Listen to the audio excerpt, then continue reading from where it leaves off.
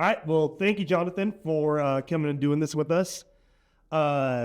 We have kind of made a push here in the last about 6 months to really pursue venue education and, getting information out there regarding event insurance. And then, within doing so, we started thinking about, who are our partners that are, people that are really relevant in the industry, and could maybe lend some expertise or, potentially be a resource for our venues that we're, sending this info out to, So we thought of you because you have, 3 different things that you're doing right now that I'm aware of. But yeah, so we kind of wanted to get some insights from you on, kind of the wedding industry, event industry, and, all that as a whole. So if you'd like to introduce yourself and kind of how you got started. Yeah, definitely. Well, thank you so much for having me. I love what you're doing first, because we're really passionate about this space. And I think it's a space that has been undereducated and there's a lack of resources. And so I love anytime I hear, new resources being available for venue owners, it really makes a big difference. And that's honestly why we started the VenueRx as a podcast and show platform, both on YouTube and audio, as well as WEVA, which is a national wedding and event venue association. Again, focused on promoting the venue space, and then Common Sense Events, which is really kind of my day job, right? Where we do full-on management of venues. So we have 6 venues currently. We've got 3 more in the works that we're working on. And our goal there is just kind of a done-for-you management service for those venue owners that are maybe tired of running their venues. Maybe they want to be positioned more as investors rather than day-to-day business operators. And so, yeah, I mean, kind of like you said, we live and breathe venues. That's all we do. And venue education is a big part of that as we look to serve the community. Yeah. And kind of the reason this all came up for us with the education, is just, again, we were having a lot of, from specifically the insurance side of it, we were getting a lot of questions about what was covered, what wasn't covered. I know we did the Zoom with your team where the golf cart issue had come up, and it was like, okay, well, now that we know that you have golf carts at your venue, we got to make sure we're getting you to the right carrier that's able to, provide that coverage, basically. So, we personally have had a lot on that. And same with hot sparklers are another one that have come up a lot recently, where we have one carrier that provides coverage for that, one that doesn't. And, venues are calling us thinking that maybe we didn't provide that coverage anymore or something had changed. And we're like, no, we're just asking the question to get you to the right person. So, yeah, our goal basically is to kind of get in front of those questions, with people such as yourself working together to make sure they're educated beforehand, before an issue arises, and, just make sure they're having the best experience possible. So, Common Sense Events, you started with one location, or how did you kind of fall into place with Common Sense Events? Yeah, it was a little bit of, I don't want to say luck, but I mean, it was a natural evolution of what we were doing in the staffing industry. So we had started a staffing company geared to meet the needs of venues, catering companies, event planners, people who needed additional staff for those kind of day of extra staffing needs. And so we got to the point we had almost 1,000 team members in the Southern California area. We were doing large events, even as large as like Coachella and Stagecoach and some really large format events. And once we did that, we were working at a lot of the venues in Southern California. I mean, at any given point, we were doing 600, 800 events per year. And so at that point, we picked up one venue that asked us to come on and book weddings for them. We were already doing their staffing. And as we started working with them more, we realized this is fun. We like this. And then COVID, of course, came. And at that point, it was a pivotal moment for us with our business really taking a turn downwards, like so many others in the industry. We felt like we had an opportunity to build back much bigger and stronger, or pivot what we were offering the industry. And so at that point, we did decide to pivot. We actually sold the staffing business and we went into venue management. And that summer, actually the summer of 2020, we picked up a second venue. We'd already had that first venue since 2018. We picked up that second venue, and shortly thereafter, a third venue. The next year was a fourth and fifth venue. And the wild part about it was none of these venues, like I wish in hindsight we could have gone back and done one specific type of venue and got really good at it, and then went to a different type. But those first 4 venues, it was all over the place. 110 acre winery, more of like an urban one, like it was all over the place. And so we got to the place where we had 5 venues, and we spent some time really honing our processes, our systems, the hiring profiles, how we do everything we do. And then we also prepared to move out of state. And that is the most recent, thing that's happening right now for our company is we're spreading outside of California. We've got 2 venues in Georgia, and we're looking at Tennessee, Alabama, and Texas as the 3 markets that we're targeting. And so, those venues will be online, hopefully here within the next 90 to 120 days. Very cool. Yeah, I was kind of curious how you ended up landing with a couple of venues in Georgia. How did that kind of come about? Like, what happened there? Well, very intentionally, we were looking to diversify outside of California. And I'm actually a Texas native, born and raised actually on a farm right outside of Dallas. And, moving to California was great. Definitely a different environment for us. We wanted to position our company to be central and to be able to support the entire United States as we continue to grow. And so we really wanted to move outside of the state. The first venues that expressed interest came from, and honestly, they came from the podcast, but they were in Georgia. And so we started talking to some of those folks out there. I've really grown to love the Georgia market and, North Georgia. And so from that, we picked up 2 venues there, one in West Georgia, one in the northern part of the state, just gorgeous. And from there, we're kind of moving. Tennessee is, a close neighbor, as is Alabama. And then Texas, of course, we're definitely looking for Texas venues. So yeah, it's a very intentional effort to grow the company outside of California where we started. Yeah, and those definitely, as far as, are the event insurance side of it goes, I mean, I know not everybody's requiring event insurance, but I mean, those are some major states. I mean, California is huge, but then Texas, Georgia, Tennessee seem to be ones that come up a lot, Florida, New York as well. But yeah, I think should be positioning yourself pretty well. It sounds like a pretty cool deal, We love it. So question on your venues, about event insurance. Not going to do a ton on that, but how did you find out about it? What made you require it? Do you have any determining factor to where you do require it? Like, if they have alcohol, if there's X number of people, or are you requiring it for everything? Yeah, I mean, we require for everything, honestly. And it came from our staffing days. We cut our teeth doing staffing, which is kind of like the belly of the beast, if you will, right? We were washing dishes and doing bartending and doing all of the different things. And we really saw a lack of professionalism, I think, from other vendors that we worked with, but we also saw a lot of crazy stuff happen. And, we're the staff, we're the servers, the bartenders, the people that are right there in the action, seeing the crazy stuff happen. Right. Yeah. And so for us, when we moved into venue management, it was a no-brainer for us. We knew that we wanted the couples protected. We knew we wanted the venues protected. And we also knew that we needed our company as a management partner protected as well. And so that pretty much from day one was essential for us. And also, I mean, our exposure is so much larger than, maybe a single venue owner operator or even a multi-space business with 2 or 3.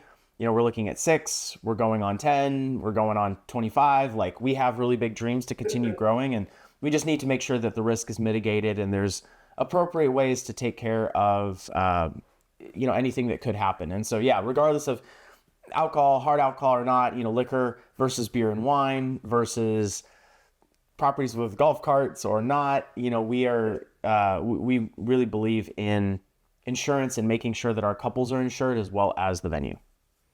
One more question off that, actually, since you kind of mentioned seeing some crazy stuff. We have a lot of veterans that are going to get these videos, but a lot of brand new venues, maybe they haven't even opened up yet. Maybe they're just getting ready. They're thinking about it, whatever. Do you have anything crazy that you've seen that just jumps out? Yeah, I mean, and some of these fortunately haven't hit insurance yet, but we had a gentleman, older gentleman who got in his car. He should not have been driving, and we identified it. Our team's pretty proactive in kind of identifying these things before something happens. But I don't think he should have been driving, to be honest with you. I don't know how he got out to the property because it was a pretty rural property. But he hopped in his car. It was night. He was a little confused. He ended up driving off of a little bit of a cliff. And there's a cliff and kind of an embankment, and then there's a big pond. And fortunately, his vehicle got stuck. He drove off of the little bit of the edge, and his vehicle got stuck on the brick wall that separates the land from the pond area. And so he got stuck there.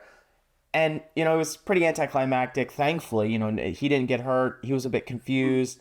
We had a tow truck come. The wall was incredibly strong. It honestly didn't mark up the wall too much, and we were fine there. But, stuff like that where people, he could have seriously been injured. Stuff like that happens. There's always a risk with golf carts. It's, they're dangerous to have. And, for small children, elderly guests, things like that. And then, there's always the liquor component. There's always the alcohol component, and so for us, it is a no-brainer. We want to make sure that we're protected, and it's hard to know what you're going to see. Like, you wouldn't think that you would see some of the stuff that you do, and you're like, oh, wow, okay, we're here. So, yeah. We get the claims. So, yeah, there's never short of surprising us on those sometimes, for sure.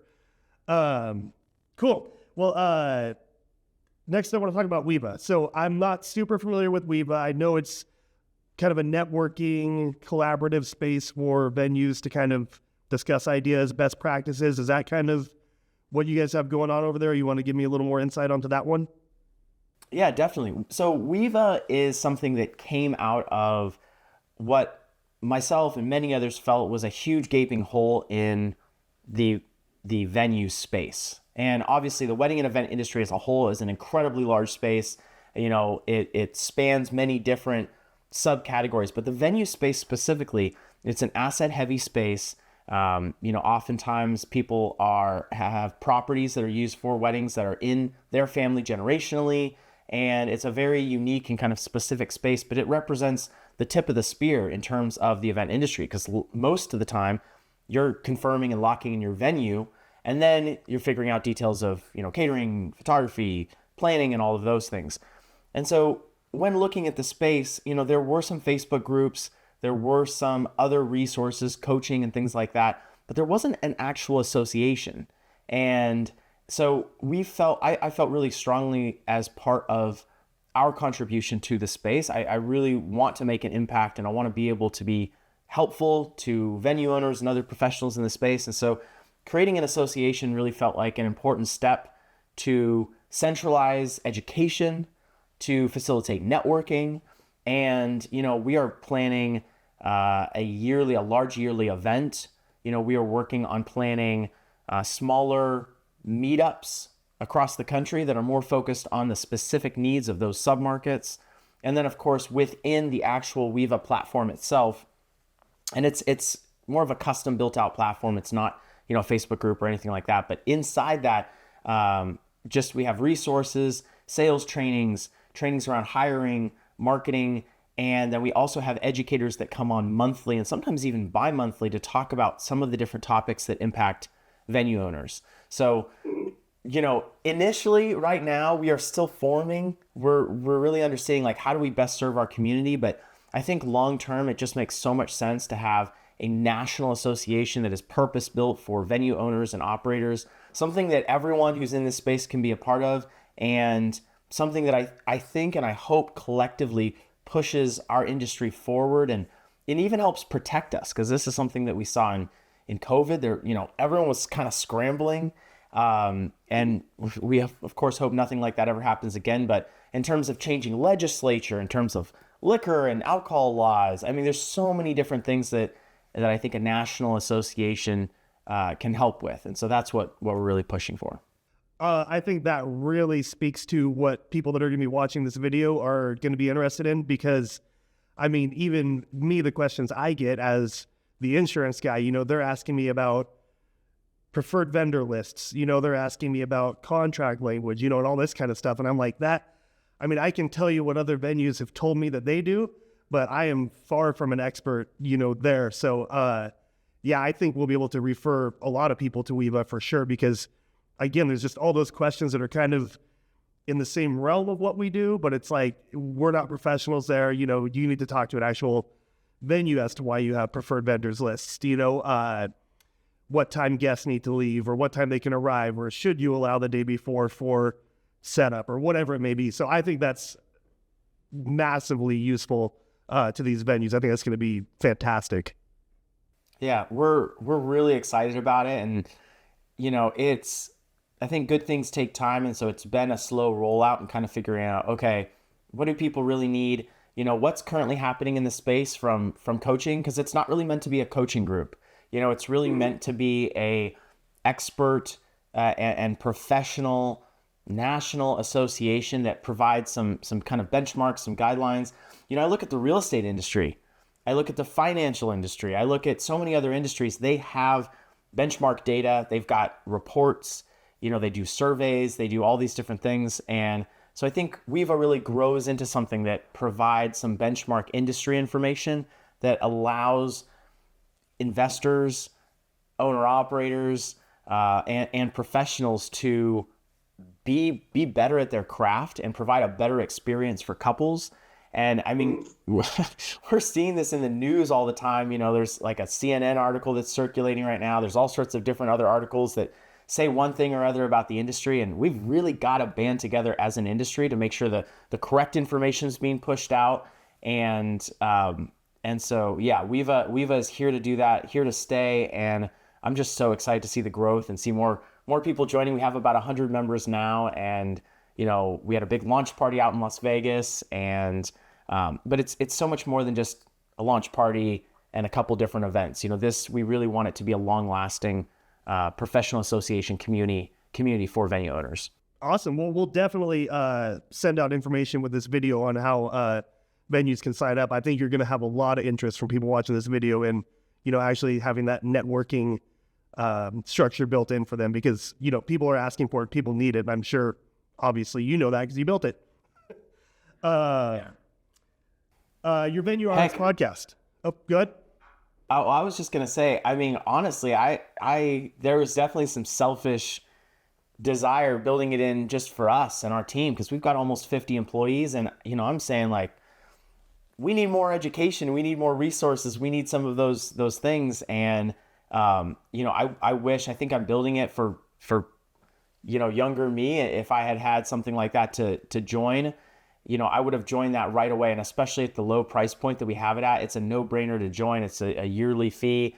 But you immediately get thrust into a group of people that have just decades of experience. And it's a lot more vetted information than maybe kind of some of the more Reddit, Quora type crowdsourced information. And so, yeah, I mean, I'm building it for this generation and also the next generation of venue owners who are going to be looking for resources and how to be successful. Yeah. Well, and I know for like that trusted resource is so valuable, because we get questions from those other kind of crowdsourced information pools, and they'll have a concept of something that's going on, and we're like, whoa, like, no, like we need to go ahead and fix that, So again, with the education, all that kind of stuff, that is actually kind of what stemmed our whole desire to reach out and, start with a more educational to be a more educational resource for our venues. So yeah, I love it. I think it's cool. I love it. VenueRx Podcast. So you've got a lot of episodes. You've done quite a bit. It's kind of everybody across the board. I mean, you have like SEO experts, you have planners, you have venues, a lot of different stuff. So what's kind of the goal with that? What kind of people do you enjoy interviewing on there? And how did that kind of come about? Yeah, thank you so much for asking this question. The VenueRx is our best attempt at providing free resources for the industry, and also a bit of storytelling, because I think a lot of our industry, the venue industry, is built off of, passing down stories and best practices and things like that. And so what we've done with the VenueRx is we have it divided into a couple of different series of shows. And one of those is the Venue Owner Series, where we interview venue owners. These are not coaches. These are not professional speakers. These are not, people that have a coaching or consulting platform. These are real venue owners that are in the trenches, in their business, in a day-to-day, week-to-week, month-to-month, year-to-year perspective. And some of them are brand new, and some of them have been in business for 30 years. And so we're talking to those folks. We're asking them, hey, what are some struggles you had? What are some successes you had? How did you design your business? What have you learned?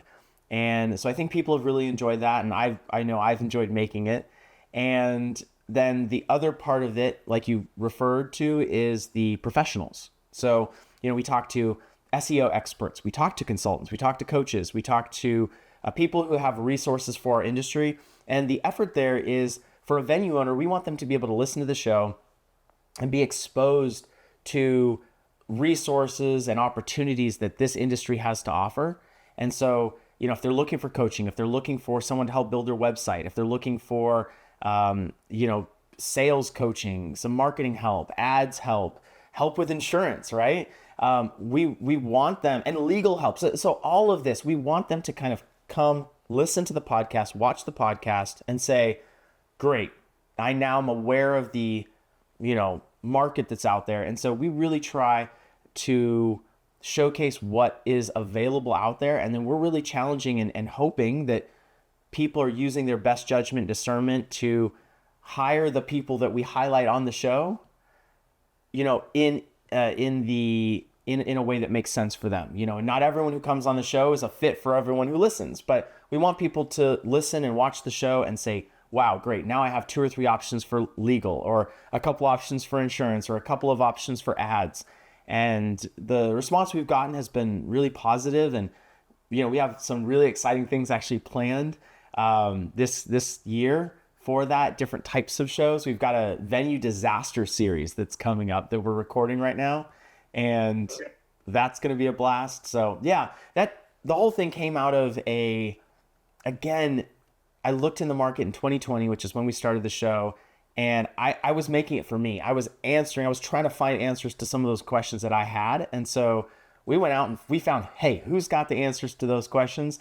Can we answer it in a public way that brings value to everyone? And so that's what we're really focused on with the VenueRx, both the YouTube side and the podcast side. And it's a very niche, very focused audience, but we love it. I love creating content for that. And we're always looking for more venue owners to be on the show who are willing to share their experience, and professionals as well who are in the industry. Yeah, I mean, I know you get a lot of great guests on there. I mean, from, kind of our exposure to the actual wedding professionals in the industry is primarily that Wedding MBA show that you and I met at the first time 3 years ago. But yeah, there's people we've met there that you're getting on there, and I'm seeing these people that we know that we work with that you're interviewing, and it's really cool. And it seems like you are really getting some valuable information and, knowledgeable guests. They're very well sourced guests that you're putting on there. So yeah, it seems like it's been going really well for you. Thank you. Yeah, I appreciate that. We love it. Jonathan, thank you. Common Sense Events, WEVA, and the VenueRx Podcast. We'll provide links to all of those within this video. And thank you for your time and coming on here. And yeah, I think you'll definitely be getting some people reaching out to your different forums to get some help. Awesome. Thanks so much, Miles. I love that you guys are taking the time and effort and energy and the production value and, everything that you're putting together for this. It makes a difference. And, like I said in the beginning, we're really invested in this space, kind of up-leveling. And, it's what WEVA is about. It's what the VenueRx is about. And, CSE obviously is a service for venue owners. So really grateful for you, and thanks for having me on. Yeah, absolutely. Thank you.